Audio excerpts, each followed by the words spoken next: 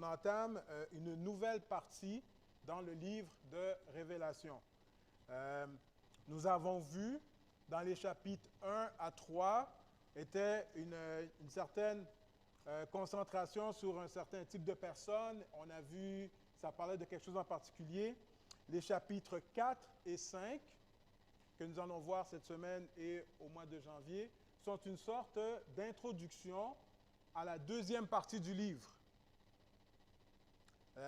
Les chapitres 1 à 3 s'adressaient aux 7 églises, comme nous l'avons vu.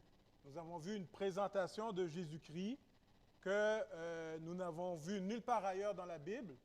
C'est juste dans la Révélation. Nous avons vu une révélation de la personne de Jésus-Christ qui est autre que celle que nous avons vue dans l'Évangile. Et nous avons vu que cette révélation de Jésus-Christ est une introduction pour les lettres des 7 églises. On a vu que ce qu'on a vu sur la personne de Jésus-Christ se retrouvait dans l'introduction de chacune des 7 églises. Et donc, le message s'adressait aux églises. Et on a vu que le message, pour le résumer, de cette église, c'est ne pas faire de compromis avec le monde, malgré les souffrances et les persécutions, ne pas abandonner son premier amour, ne pas abandonner la vérité de l'Évangile. Et pour pouvoir faire cela, il faut avoir les yeux tournés vers le ciel. On a vu la semaine dernière que Jésus a dit « Amasse des trésors dans le ciel ». Parce que là où est ton trésor, là aussi sera ton... Voilà. Et donc, si ton cœur est dans le ciel, si ton trésor est dans le ciel, ton cœur va être là. Et on a vu toutes les récompenses que Jésus donnait pour finalement réaliser que l'ultime récompense que nous avons dans le ciel, c'est Jésus lui-même. Car en Jésus, nous avons toutes les bénédictions qui l'accompagnent. Donc, mettre mon trésor dans le ciel, là où ce que mon cœur suit, c'est de faire de Jésus-Christ mon trésor. Donc, si Jésus est mon trésor, mon cœur va adorer Jésus-Christ. Et là, maintenant que Jésus révèle cela aux 7 églises, il fait maintenant une transition. Il va faire une transition où à partir du chapitre 6 jusqu'au chapitre 22, c'est une nouvelle révélation, mais toujours à son église. On ne change pas d'auditeur, là. Il parle toujours à son église, mais à un autre niveau. C'est un autre niveau qui parle, mais toujours à son église. Et donc,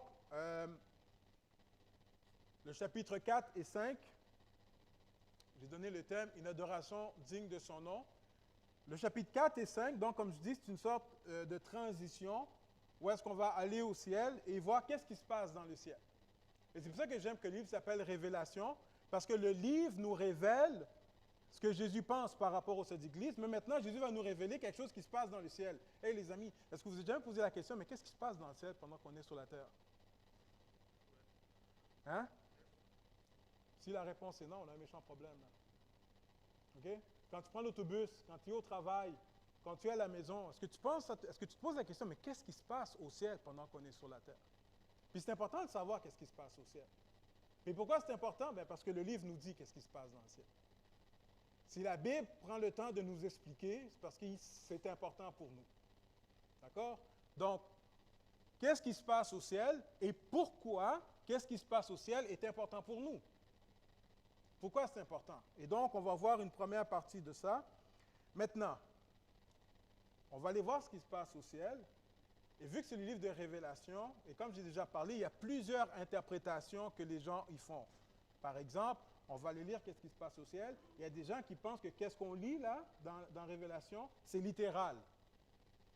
Hein, ils pensent que c'est vraiment comme ça que ça se passe, puis il y a vraiment des êtres spéciaux, puis il y a vraiment tout ça. Peut-être, je ne dis pas non, je dis amen à ça, mais pour moi, ce n'est pas simplement de voir qu'est-ce qui se passe, que de comprendre qu'est-ce que Dieu veut nous enseigner par rapport à qu'est-ce qui se passe. Parce que si tu me dis qu'est-ce qui se passe au ciel sans m'expliquer pourquoi, ça me sert à quoi? Ça me sert à quoi de savoir qu'est-ce qui se passe au ciel s'il n'y a pas d'explication qui vient avec? Donc, on va aller voir qu'est-ce qui se passe au ciel, mais mon but, ce n'est pas de savoir si c'est vraiment, est-ce que c'est littéral, est-ce que c'est vraiment comme ça, quand on va arriver au ciel, est-ce que ça va être vraiment être comme ça? Ce qui m'intéresse, c'est de savoir, mais c'est quoi le message derrière ce qu'on voit? Est-ce qu'il y a un message? Et c'est ce que je nous invite à faire. Hey les amis, on va monter au ciel ensemble. Est-ce que vous êtes prêts? Attachez votre ceinture là. Le départ commence. Donc, Révélation chapitre 4. On y va. Après cela indique donc une transition par rapport à ce qui a été mentionné auparavant. Après cela, je regardais et voici une porte était ouverte dans le ciel. OK, sérieusement, est-ce qu'il y a vraiment une porte qui s'ouvre dans le ciel? Hein? Est-ce qu'il y a une porte vraiment, là, il y a une sonnette et puis... Mais une porte. Donc, Jean regarde au ciel puis il voit une porte dans le ciel. La première voix que j'avais entendue comme le son d'une trompette et qui me parlait dit « Monte ici et je te ferai voir. » Vous êtes avec moi? Je te ferai voir ce qui va arriver. Est-ce que c'est ça qu'il dit? Ce qui doit arriver. Je reprends. Monte ici et je te ferai voir non pas ce qui va arriver, ce qui doit arriver. Autrement dit, ce qu'il va nous révéler, ce sont des choses qui doivent arriver. Et en disant ce sont des choses qui doivent arriver, ce qu'il est en train de nous dire, c'est qu'il y a une raison pourquoi ces choses doivent arriver. Ce n'est pas une option. Je vais te révéler ce qui doit arriver. Il y a une raison, il y a un but, il y a un objectif derrière ce qui doit arriver. Donc, ce n'est pas Nostradamus qui est en train d'écrire des événements. Je veux te dire qu'il doit arriver des choses, et ces choses doivent arriver, comme je me répète, parce qu'ils ont une signification. Ils ont une signification. Ce qui doit arriver dans la suite des temps ou dans la suite. Aussitôt, je fus ravi en esprit. OK? Continue. Et voici. Il y avait un trône dans le ciel. Première chose que Jean voit lorsqu'il rentre dans le ciel, c'est qu'il voit un trône. Qu'est-ce qu'un trône représente d'habitude? Aidez-moi ici. Qu'est-ce qu'un trône représente? Autorité? Hein? Grandeur? Royauté? Pouvoir? Autorité.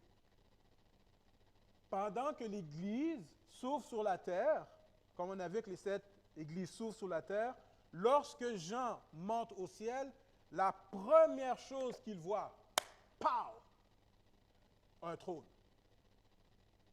Un trône. S'il y a des trônes sur la terre, il y a un trône dans le ciel. Il y a un trône dans le ciel. Et des fois, je me demande si, en tant que croyant, ça ne nous arrive pas d'oublier qu'il y a un trône dans le ciel. Et la question est, qui peut détrôner celui qui est assis dans le trône dans le ciel? Je vous lance ça comme ça. Il y avait un trône dans le ciel, et sur ce trône, quelqu'un était assis. Celui qui était assis avait l'aspect d'une pierre de jaspe et de sardoine, et le trône était environné d'un arc-en-ciel semblable à de l'émeraude. Pourquoi un arc-en-ciel?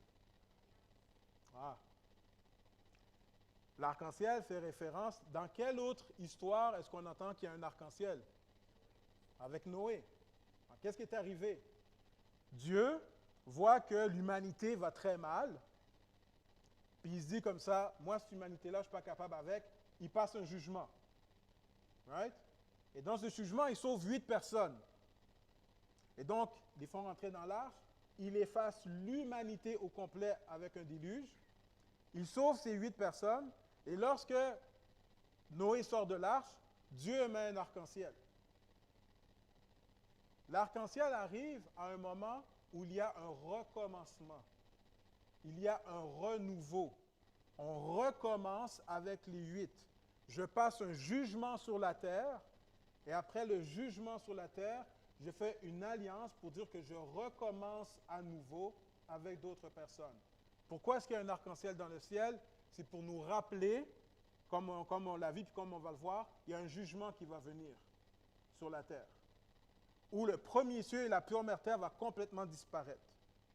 Mais après la disparition du premier ciel et de la première terre, il va y avoir un nouveau ciel, une nouvelle terre, une nouvelle alliance. Et l'arc-en-ciel veut rappeler au peuple de Dieu qui reçoit, n'oubliez pas, un jugement s'en vient, une nouvelle alliance s'en vient, un renouveau s'en vient aussi. Donc, il y a quelqu'un, on ouvre les portes du ciel, on voit un trône. Sur ce trône, on voit quelqu'un qui est assis, qui a l'aspect de pierre, de jaspe et de sardoine. On va voir ça plus tard. Et il y a un arc-en-ciel qui nous rappelle que la personne qui est assise fait une alliance avec son peuple. Autour du trône, je vis 24 trônes. Et sur ces 24 trônes, il y avait quoi? 24 vieillards assis. Plusieurs interprétations par rapport aux 24 vieillards. Okay? Quand j'ai fait mes recherches, ça part un peu dans toutes les directions. L'interprétation que j'aime beaucoup, qui fait beaucoup de sens pour moi, c'est qu'on est dans la présence de Dieu. Et il y a 24 trônes dans la présence de Dieu. OK? Si tu prends le 24, tu peux le diviser en deux. Dans l'Ancien Testament, tu as les 12 tribus d'Israël. Et les 12 tribus d'Israël représentent le peuple de Dieu dans l'Ancienne Alliance. Vous me suivez? Dans le Nouveau Testament, Jésus vient et il dit comme ça, voici la nouvelle alliance que je fais. Et dans cette nouvelle alliance, Jésus a combien d'apôtres? 12. Et donc, les 12 représentent le peuple de Dieu dans la nouvelle alliance. Donc, tu as 12 personnes qui représentent le peuple de Dieu dans l'ancienne alliance. Tu as 12 personnes qui représentent le peuple de Dieu dans la nouvelle alliance. Et donc, les 24 personnes sont assises sur un trône dans la présence de Dieu.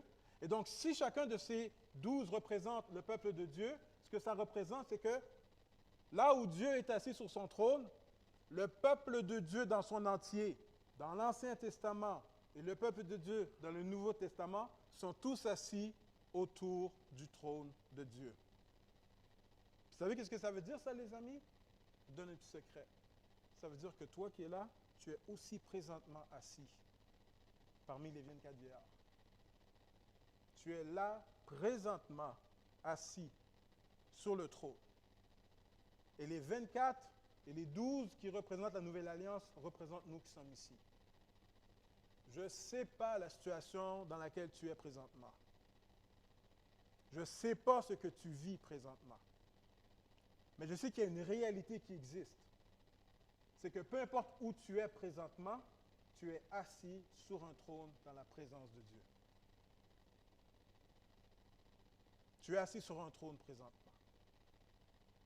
Et tu es représenté devant la face de Dieu. Quelle importance est-ce que cela devait avoir pour une Église qui est persécutée sur la terre? De savoir que malgré leur persécution et leur souffrance, qu'il y en a qui sont tués, mais que dans la présence de Dieu, ils sont assis sur un trône. Quelque part, Dieu veut nous faire savoir que malgré tout ce qu'on vit, de ne pas perdre courage, les amis. De ne pas perdre courage. Parce que nous sommes dans la présence de Dieu. Et il y a le fait de savoir ça, Dieu attend une réponse de toi. Dieu attend une réponse de toi. Qu'est-ce que ça veut dire pour toi de savoir que tu es assis dans le trône de Dieu? Parmi les 24. On continue. Et pour continuer la même explication, il dit que les 24 vieillards sont revêtus de vêtements blancs. Une promesse que Jésus a faite à son Église, vous vous rappelez? Si tu es fidèle, tu seras revêtu de vêtements blancs. Et sur leur tête, des couronnes d'or. Et encore là, c'est une promesse que Jésus a faite à son Église. Si tu persévères, tu auras une couronne. Et donc, c'est pour ça que plusieurs pensent que les 24 vieillards représentent l'Église de Jésus-Christ. Ensuite, qu'est-ce qu'ils voient d'autre? Du trône sortent des éclairs, des voix et des tonnerres. OK? Est-ce que vous vous rappelez une scène où quelque chose comme ça se passe aussi? Amen. Je dis, je vais les avoir. Zut, il y a quelqu'un qui a répondu. Lorsque Dieu va donner les 10 commandements et qu'il descend sur la montagne, qu'est-ce que le peuple de Dieu entend? des tonnerres, des voix, des éclairs, au point où est-ce que le peuple de Dieu va dire à Moïse, Moïse, toi, va parler à Dieu. Parce que ce qu'on entend, là, ça nous trouble trop, là. C'est trop pour nous, là. Va parler à Dieu, toi. Nous, on va rester en bas de la montagne. Des voix, des éclairs, du tonnerre, le bruit, représente tout cette symbole d'un Dieu qui parle de jugement, encore une fois, qui parle d'autorité. Je vais vous donner un exemple, l'importance du bruit. Si vous avez déjà assisté à un mariage, comme je crois que nous avons tous assisté à un mariage, il y a une différence, mettons, si la mariée, quand elle rentre sans musique. Je ne sais pas si c'est déjà arrivé, moi ça ne m'est jamais arrivé de voir une mariée rentrer sans musique. Mais vous pouvez voir la différence entre quelqu'un qui rentre et il n'y a pas de musique, mais quelqu'un qui rentre avec une musique. Quelque part, la musique vient jouer quelque chose de particulier lorsque la personne dans un mariage rentre. Hier, un autre exemple, ce n'est pas un bon exemple, mais un autre exemple, hier j'ai écouté un film, puis c'est un thriller. Tu sais, les scènes qui a des tensions, puis c'est tendu, là. Puis là, il y avait la musique. Tu sais, la musique accompagne une scène où la personne, elle va ouvrir une porte, puis on ne sait pas qu'est-ce qui se passe derrière la porte. Puis là, la musique, elle monte, elle monte, elle monte, elle monte. Au point où, qu'est-ce que j'ai dû faire? J'ai dû mettre ça sur mute. C'était trop stressant pour moi, là. J'ai mis mute. J'ai dit, non, regarde, je ne suis pas capable de suivre la scène, là. Quand tu enlèves la musique, qu'est-ce que ça fait? Ça change complètement l'affaire. Il n'y a pas de stress quand il n'y a pas de musique. Il ouvre la porte, puis peu importe ce qui se passe en arrière, il n'y a pas de stress. Mais la musique, quand elle accompagne quelque chose, il se passe quelque chose. Lorsqu'on rentre dans la présence de Dieu, Dieu n'est pas là et puis il ne se passe rien. Quand Dieu est présent, il y a toute une atmosphère qui règne, il y a tout un son, il y a tout quelque chose qui te fait savoir que Dieu est là. Dieu est là. Tu rentres dans la présence de Dieu. Et donc, il y a toute cette ambiance qui règne aussi, qui te fait savoir que tu n'es pas dans la présence de n'importe qui. Dieu est là. OK? Donc, des éclairs. On va arriver là-dessus. Donc, il y a des éclairs autour de Dieu, des voix, du tonnerre. Hey, tu es dans la présence de Dieu. Et quand il y a des voix, des tonnerres et tout ça, tu sais c'est quoi ta réaction? Tu te tais. Tu te tais. Tu n'as pas le goût de parler. Hey, moi, là, une fois que je vais voir Dieu, là, j'ai des choses à lui dire. Je pense pas. Je pense pas. Tu vas arriver dans la présence de Dieu, mon ami, la seule chose que tu vas faire, c'est fermer ta bouche. Fermer. Tu ne seras pas capable de supporter tout ça. Donc, on ouvre une porte dans le ciel, on voit un trône, on voit un arc-en-ciel, on voit 24 trônes, 24 vieillards vêtus de vêtements blancs, couronne d'or. Il y a cette personne qui est assise, dégage des tonnerres, des voix, tout ça, toujours dans la présence de Dieu. Et il continue en disant, devant le trône, au verset 5 toujours, donc devant le trône brûlent 7 lampes ardentes, qui sont les 7 esprits de Dieu. OK. Est-ce que Dieu a vraiment 7 esprits? La Bible dit qu'il y en a juste un. Donc, si on comprend encore la numérologie biblique, OK? Puis là, moi, ça me fait toujours peur quand on parle de numérologie, parce que les gens partent dans 10 sortes de directions, là, puis ils vont trop loin, là. Ils vont vraiment trop loin. Reste dans ce que le texte dit. Donc, le numéro 7, qui parle de complétude, qui parle de plénitude, qui parle que c'est rempli, qui parle de ce genre de choses, veut nous dire que les 7 esprits représentent la présence du Saint-Esprit, mais la présence du Saint-Esprit dans toute sa puissance. La présence du Saint-Esprit dans toute sa puissance, dans toute sa sainteté. Et où se trouve le Saint-Esprit? Devant le trône de Dieu, devant le Dieu qui fait des tonnerres, devant l'assemblée, le Saint-Esprit de Dieu est là. Le Saint-Esprit de Dieu est là. Quoi d'autre qu'il voit? Il y a encore devant le trône comme une mer de verre semblable à du cristal. Je vais être honnête avec vous, j'ai de la misère avec celui-là. Beaucoup de misère avec celui-là. Et je dois vous dire que je ne suis pas sûr que l'interprétation que je vous dis, c'est la seule interprétation, il y en a plusieurs, OK? Donc, je vais rester là. Dans le livre de Révélation, si je reste dans le livre, la mer représente en général la présence ou là où l'ennemi se trouve. Par exemple, dans Apocalypse 19, je crois, ou 17, le monstre, il sort de la mer. Et souvent, dans le livre des Révélations, lorsqu'on parle du monde où l'ennemi habite, on fait beaucoup référence que c'est dans la mer. Les prophètes dans l'Ancien Testament vont reprendre cette idée aussi, que la mer, dans leur idée, la mer représente là où l'ennemi habite. C'est pour ça que dans la fin de Révélation, au chapitre 21 ou 22, ils vont te dire que dans la Nouvelle Jérusalem, dans la Nouvelle Terre, il n'y a pas de mer.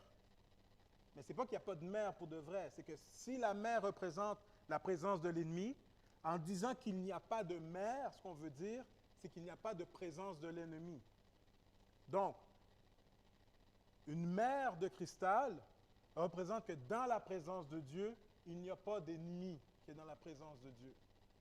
C'est une mer de cristal. Tu sais, quand on dit que l'eau, c'est clair comme du cristal, c'est pur, c'est bon. Et donc, la mer ici représente que dans la présence de Dieu, il n'y a ni mal qui se présente devant Dieu et l'ennemi n'est pas présent. Est-ce que c'est la seule interprétation? Non. Mais parmi celles qui sont là, je trouve que c'est celle qui fait beaucoup de sens. Donc, pas d'ennemi dans la présence de Dieu. On continue. Au milieu du trône et autour du trône. Il s'en fait des choses qui se passent dans la présence de Dieu. Hein? OK. Au milieu du trône et autour du trône, il y a 4 êtres vivants remplis d'yeux devant et derrière. Ça ne doit pas être beau à voir ça, des êtres avec des yeux en avant et en arrière. En tout cas, moi, je n'aime pas l'image. Moi, ça me fait peur. Le premier être vivant est semblable à un lion. Puis j'aime le mot semblable. Il ne dit pas que c'est un lion. C'est semblable à. Jean voit des choses qu'il n'est pas capable de décrire. Il n'est pas capable de décrire. Donc, il voit quelque chose, puis il dit, je ne suis pas capable d'expliquer qu'est-ce que je vois. Comment je ferais pour expliquer ça au monde? Bien, la forme que je vois, là, ça ressemble à un lion. C'est semblable à un lion, mais ce n'est pas un lion.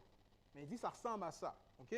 Donc, le premier être vivant est semblable à un lion. Le second être vivant est semblable à un veau. Le troisième être vivant a la face d'un homme.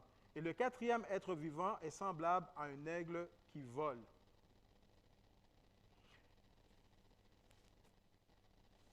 Les 4 êtres vivants ont chacun 6 ailes. OK? Question, je vois si je suis capable de vous avoir ici. Dans quel autre contexte est-ce qu'on nous raconte qu'il y a des êtres qui ont 6 ailes? OK, Daniel, Ésaïe. Ésaïe 6.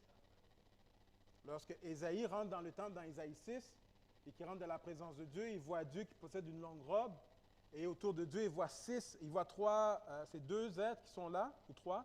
Puis il dit que chacun d'eux ont 6 ailes. 2 pour cacher leur visage, 2 qui volent, puis 2 qui cachent leurs pieds.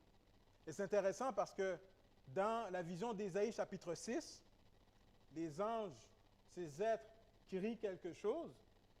Et dans la vision ici, ces mêmes créatures font exactement la même chose que dans la vision d'Ésaïe 6. OK?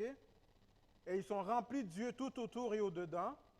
Ils ne cessent de dire jour et nuit.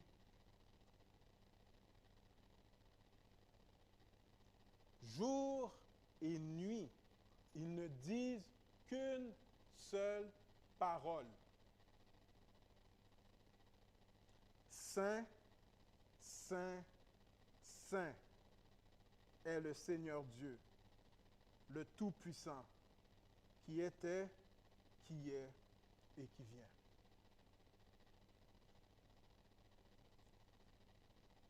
Quand je me lève le matin et que je me brosse les dents, il y a des créatures qui sont dans le ciel, il y a 4 créatures qui sont dans le ciel et qui disent à l'Éternel, Saint, Saint, Saint est l'Éternel, le Dieu Tout-Puissant, celui qui était, qui est et qui vient.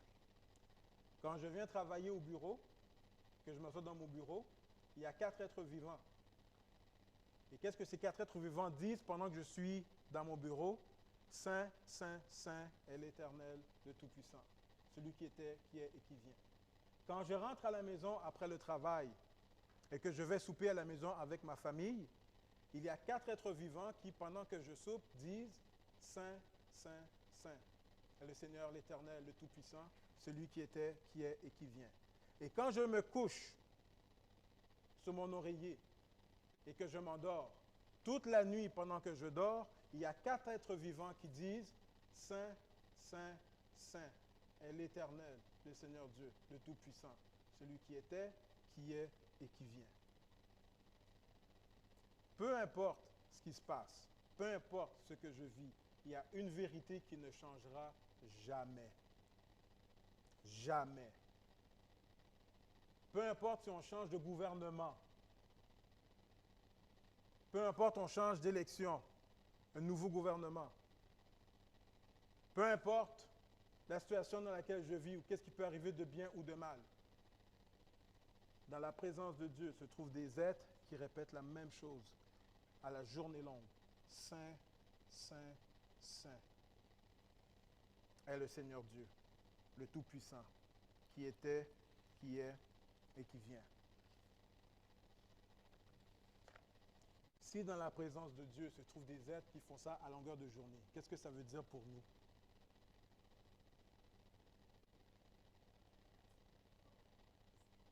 On devrait faire la même affaire, les amis. Tu te réveilles le matin, Saint, Saint, Saint est l'Éternel Dieu, le Tout-Puissant, qui était, qui est et qui vient. Tu manges, tu dînes, tu soupes, tu es au travail, tu es sur la route, on répète toujours la même chose. Quand les êtres vivants rendent gloire et honneur et action de grâce, qu'est-ce qui se passe? À celui qui est assis sur le trône, à celui qui vit au siècle des siècles. Qu'est-ce qui se passe pendant qu'ils font ça? Les 24 vieillards se prosternent devant celui qui est assis sur le trône. Donc, ils quittent leur trône et ils se prosternent devant celui qui est assis sur le trône. Et ils adorent celui qui vit au siècle des siècles. Et ils jettent leur couronne devant le trône. Ils jettent leur couronne.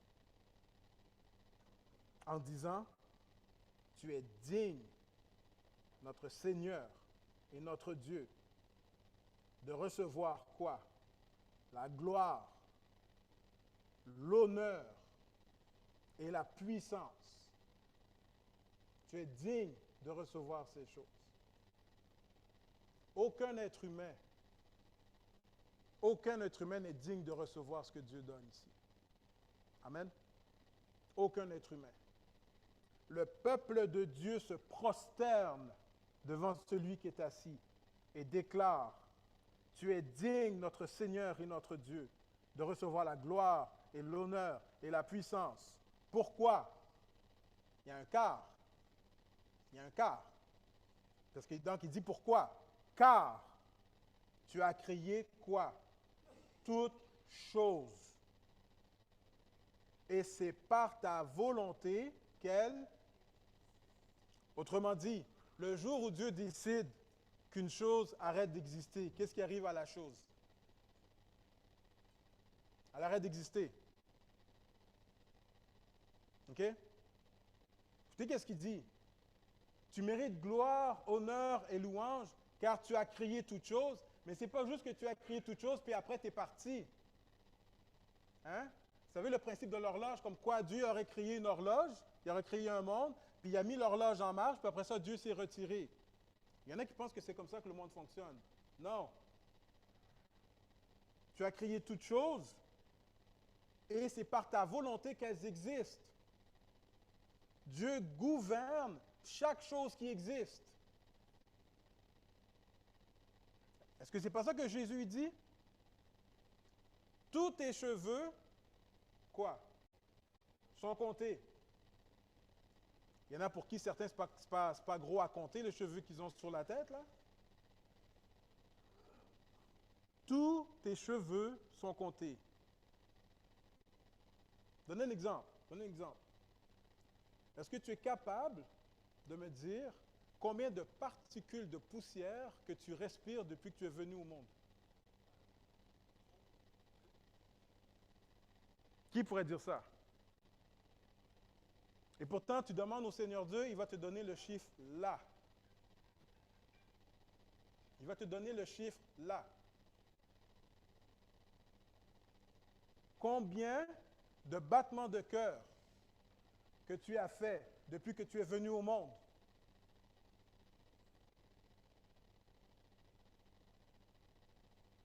Dieu y sait. Il n'y a pas un battement de cœur, autant chez les êtres humains que chez les animaux, que Dieu ne contrôle pas. Même celui d'une fourmi. C'est par ta volonté qu'elles existent. Je connais un auteur qui disait ça, Dr. John Piper, puis je le crois. Il dit, si Dieu décide d'arrêter de faire subsister le monde, c'est l'univers au complet qui tombe. L'univers au complet qui tombe. La seule raison qui fait que les particules sont encore à leur place aujourd'hui, c'est parce que Dieu les garde à leur place. Dieu les garde à leur place. C'est extraordinaire quand tu y penses. La question c'est, est-ce que tu y crois à ça? Est-ce que tu y crois? Car tu as créé toutes choses et c'est par ta volonté qu'elles existent et qu'elles ont été créées. Donc, pendant que les 4 êtres vivants adorent, les 24 se prosternent, jettent leur trône. Plusieurs pensent que les 4 êtres vivants représentent la création tout entière. Et puisqu'ils ont des yeux en avant et en arrière, ça représente l'omniprésence de cette création dans l'univers qu'on vit et que toute la création adore Dieu. Ce qui est vrai. C'est ce que la Bible nous dit. La Bible nous apprend que toute la création entière, chaque jour, chante la gloire de Dieu. Chaque jour. Et chaque jour, la création dit ceci. Saint, Saint, Saint est l'Éternel Dieu, le Tout-Puissant. La question est-ce que tu veux accompagner la création qui chante la gloire de Dieu? Est-ce que tu veux l'accompagner? Donc, conclusion. Avant d'arriver à ma conclusion. Conclusion. La scène que Jean voit lorsqu'il rentre dans la présence de Dieu est une scène qui est voulue. Et la scène que Jean voit avant de faire la transition, c'est qu'il rentre au ciel. Et la première chose quand il rentre au ciel, c'est quoi? Une adoration qui est faite à Dieu. Il y a une louange qui est faite à Dieu. Et c'est ce que Jean voit. C'est la première chose qu'il voit quand il rentre au ciel. C'est l'adoration que Dieu reçoit. Et pourquoi est-ce que Jean reçoit cette adoration? OK? Rappelez au peuple qui vit des souffrances, malgré que tu vis des souffrances et des persécutions, sache que Dieu est toujours adoré au ciel. Il n'y a rien qui se passe sur la terre qui a une influence quelconque sur l'adoration que Dieu reçoit au ciel. Peu importe ce qui se passe sur la terre. Qu'est-ce que David nous dit? Où était Dieu lorsque le déluge a frappé la terre?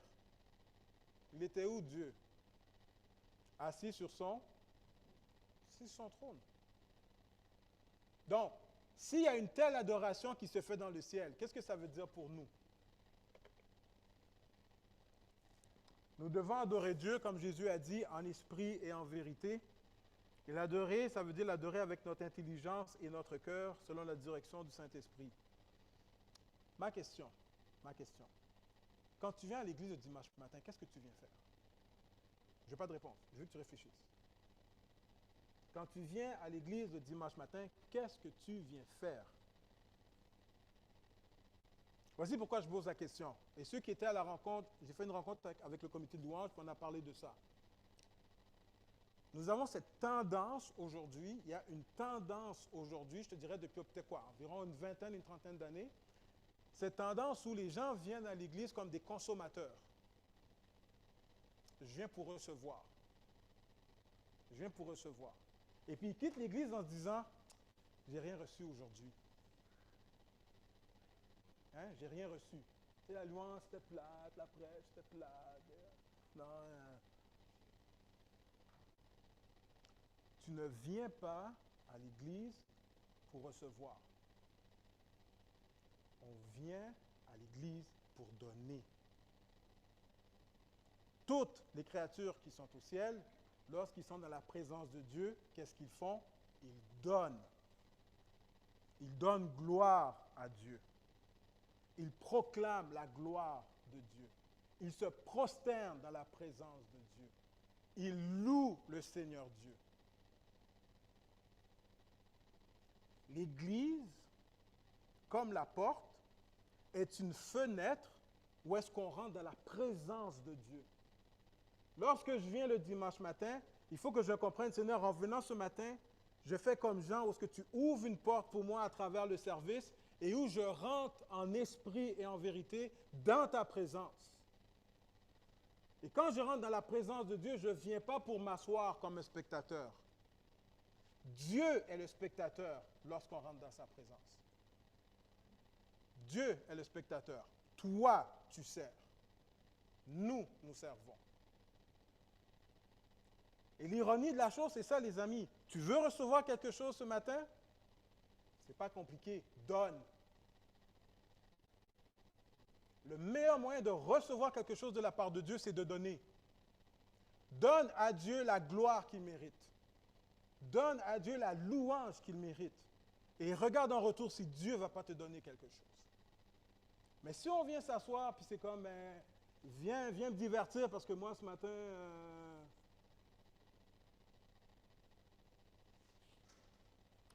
Numéro 2, nous avons les yeux fixés sur la Trinité. Lorsqu'on adore Dieu, on adore Dieu le Père, Dieu le Fils, Dieu le Saint-Esprit. La louange existe pour nous amener à déclarer la vérité qui concerne Dieu. Et Timothée, je vais te demander de venir. Cette vérité doit avoir un réel impact dans ma vie au quotidien par le Saint-Esprit. Lorsqu'on rentre dans la présence de Dieu, on vient déclarer des vérités. On vient déclarer des vérités. Quelle vérité qu'on vient déclarer? Saint, Saint, Saint est le Seigneur Dieu, le Tout-Puissant, celui qui est, qui était et qui vient. Nous adorons lorsque nous venons proclamer, lorsque nous venons déclarer la vérité ou les vérités qui concernent Dieu. C'est pour ça qu'on est là le dimanche matin. Proclamer les vérités de Dieu. Mais non seulement les proclamer avec notre bouche, mais avec notre esprit, avec notre cœur. Pourquoi? Parce que ces vérités ont un impact direct sur ma vie au quotidien. Me rappeler que Dieu est saint, 3 fois saint, doit avoir un impact sur la manière que je mène ma vie au quotidien. Le fait de déclarer que Dieu est saint a un impact sur la manière que je parle à ma femme, a un impact direct sur la manière que je traite ma fille, comment je suis au travail et comment je suis avec vous qui êtes là. Entrer dans la présence de Dieu, adorer Dieu, doit avoir un impact direct sur la vie que je mène. Je nous invite donc ce matin à prendre en considération où est-ce que nous sommes présentement. Dans la présence du Dieu en esprit. Que nous puissions nous lever et adorer le Seigneur comme il le mérite. Et qu'à force d'adorer Dieu comme il le mérite, nous allons recevoir de la part de Dieu ce que nous avons besoin et que nous puissions glorifier le Seigneur dans notre vie. Prions le Seigneur. Merci Seigneur pour cette parole que tu as pour nous ce matin, pour cette vérité. Merci Seigneur d'ouvrir la porte du ciel afin que nous puissions voir ce qui se passe dans le ciel présentement. Seigneur, le livre s'appelle Révélation et ce n'est pas pour rien. C'est parce que tu nous révèles, Seigneur, les choses qui se passent, ce qui doit arriver. Seigneur, rappelle-nous ces vérités, Seigneur, que lorsque nous venons dans ta présence, nous venons dans la présence de celui qui est saint, 3 fois saint, celui qui est majestueux. Et rappelle-nous, Seigneur, que nous venons non pas pour recevoir, mais pour donner. Mais qu'à force de donner, Seigneur, nous recevons. Rappelle-nous, Seigneur, que ces vérités doivent avoir un impact sur notre vie au quotidien. Que nous ne voulons pas t'adorer simplement du bout de nos lèvres, mais que notre esprit et notre cœur, Seigneur Dieu, soient complètement abandonnés à toi à travers la louange. Et Seigneur, merci pour ta grâce qui fait que dimanche après dimanche, réunion de prière après réunion de prière, étude biblique après étude biblique, nous pouvons entrer dans ta présence, le voile a été déchiré et nous pouvons, Seigneur, venir et te rendre la gloire qui t'est due. Reste avec nous, Seigneur, accompagne-nous ce matin pour la gloire et l'honneur que tu mérites. Car à toi seul appartient la gloire, l'honneur et la louange au siècle des siècles. Amen. Je vous invite à vous mettre